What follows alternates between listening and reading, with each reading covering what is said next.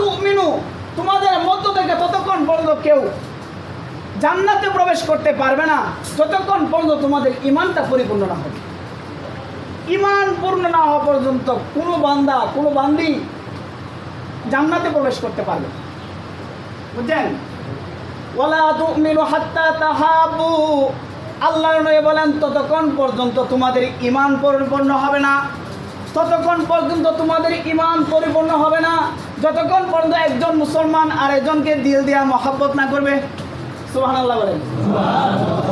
তাহলে ঈমান যতক্ষণ পূর্ণ না হবে জান্নাতে যেতে পারবে না, আর ততক্ষণ ঈমান পূর্ণ হবে না যতক্ষণ একজন মুসলমান আরেকজনকে দিল দিয়া মহব্বত করবে।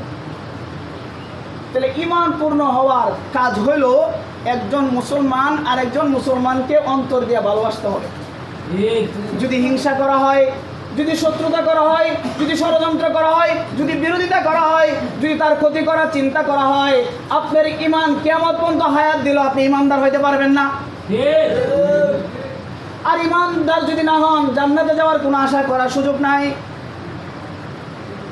এজন্য পরিপূর্ণ ঈমানদার হতে হলে একজন মুসলমান আরেকজন মুসলমানকে, এক ভাই আরেক ভাইকে অন্তর দিয়ে মহব্বত করতে হবে।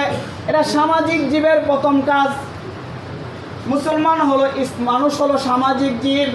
সামাজিক জীব হিসাবে পারস্পরিক যত অধিকার আছে তার মধ্যে এটা একটা হলো অন্তর দিয়ে মহব্বত করা, ভালোবাসা। তার কোনো একটা কথার কারণে, একটা আচরণের কারণে, একটা ব্যবহারের কারণে আপনি তার শত্রু হইতে পারেন না। সে ভাই বুঝে নাই, আপনি কি অবুঝ হয়ে যাবেন। তার বিবেকের কমতি, আকলের কমতি, সে একটা কটু কথা বলে ফেলেছে, আপনার সাথে অন্যায় ব্যবহার সে করে ফেলেছে, এই জন্য তার বিরোধিতা করার, ক্ষতি করার চিন্তা আপনি মুসলমান হিসাবে করতে পারেন না।